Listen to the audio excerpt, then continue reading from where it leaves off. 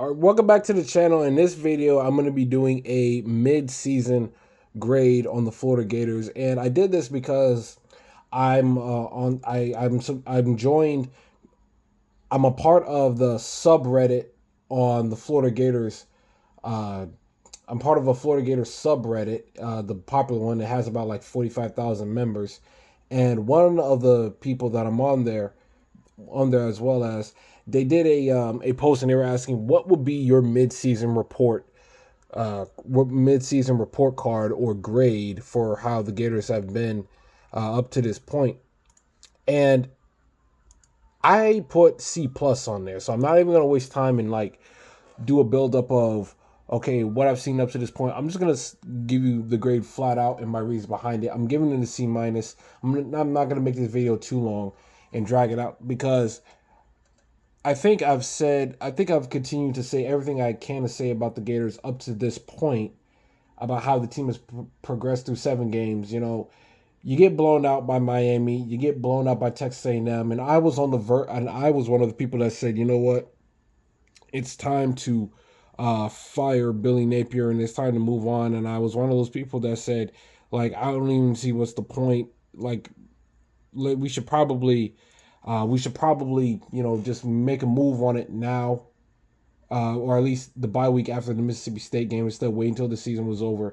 And I'm happy to say I was wrong on that, because if firing Billy Napier, I don't think would have influenced this turnaround that the team has made up to this point, where they go from 1-2 to now 4-3 because they won 3 of their last 4.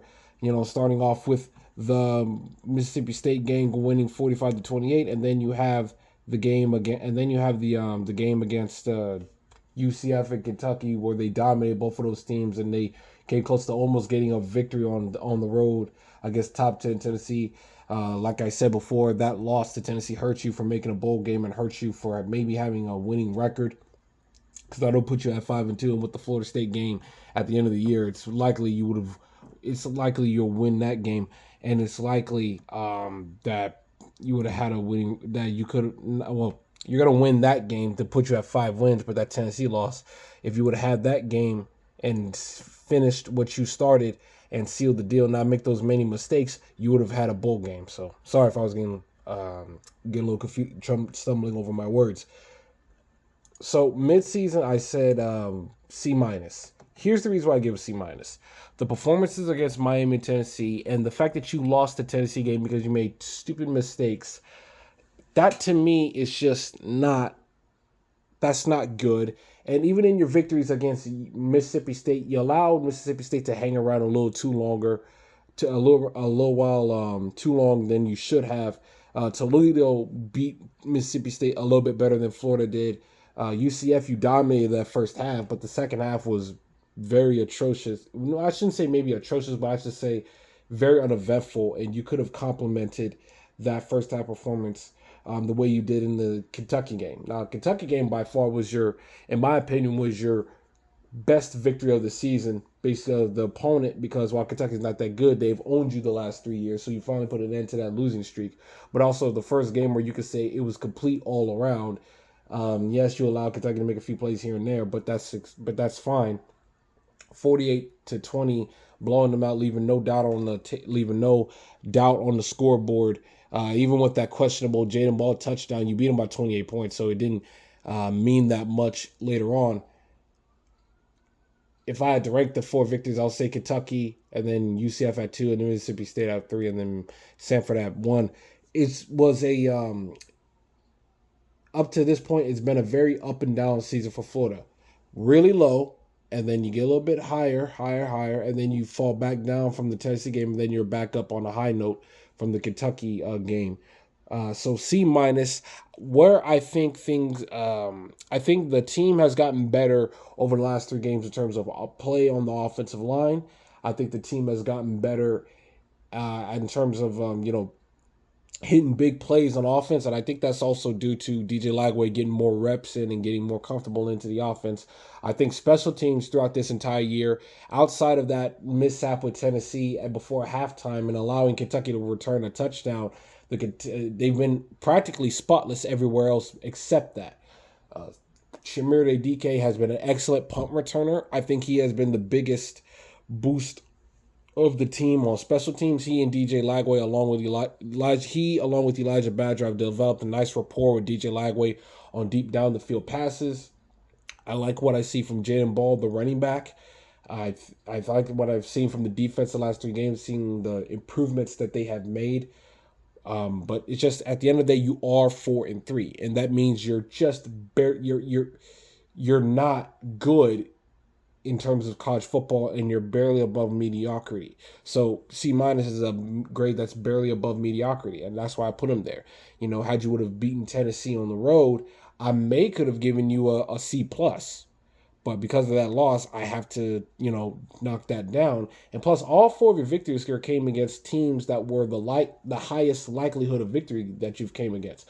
Mississippi State, UCF, Kentucky, and Stanford. And if you go back to my record prediction video, I said that if Florida was going to make a bowl game, they would have to beat those 4 teams and then win a 50-50 matchup, and then probably and then steal a game that they're not expected to win. Well, in my opinion, the Miami and Texas A&M games heading into it were 50-50 games, and you lost both of them.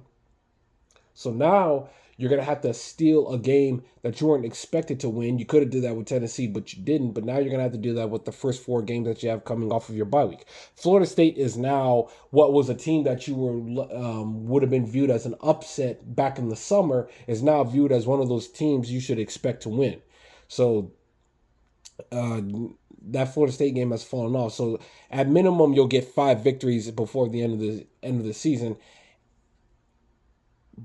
And you're going to also, like I said, you're going to need to steal a victory to get another game, to steal a game against one of those 4 upsets to get a bowl appearance. But up to this point, I have to give it a C minus, because while there are positive signs, I can't discount how bad you look at the beginning of the year. I can't discount how you were embarrassed in a national headline game against Miami. I can't get over the fact that you were embarrassed by a Texas A&M backup team. I can't discount the amount of mistakes that you made in primetime action against a team that you beat last year and a team that you should have beaten this year. And at the end of the day, you're undefeated against teams you're expected to win against, and you're winless against the ranked opponents. Now, Texas A&M wasn't ranked when you faced them at the time, but they were ranked in the preseason. So you're 0-3 against preseason top 25 teams. You have to win those games, not just for Billy Napier's sake, but for the perception of the program to recruits and for the fan base in really all around college football. So C minus is the grade that I'm going to have to get for Florida here. Like I said before, I like what I see from Lagway and DK and Badger and Jaden Ball. The offensive line to me is much better than what I've seen it over the course of the last, 19 games dating back to last year. I think Jake Slaughter, this interior center, is the best offensive lineman on the team. I like what I've seen from Kanaje Harris at the left guard spot. Damian George has seemed to have settled in at the right guard position. Brendan Crenshaw-Dixon has been, pretty respectable at that right tackle spot.